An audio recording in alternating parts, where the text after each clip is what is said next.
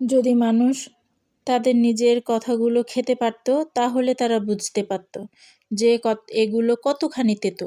মানুষের মুখে বলা কথার একটা আলাদা শক্তি আছে।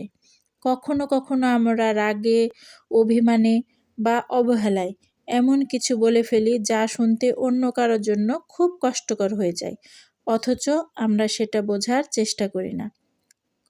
ভাবেন তো, যদি একদিন সত্যি আমাদের কথাগুলো খেতে হতো তাহলে কেমন লাগতো?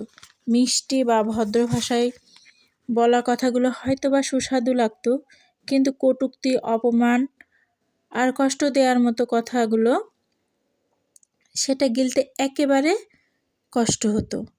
তখনই হয়তো আমরা বুঝতাম যে আমাদের জিভ থেকে বের হওয়া প্রতিটা শব্দের কতটা ওজন আছে আর তা অন্যের হৃদয়ে কেমন প্রভাব ফেলে।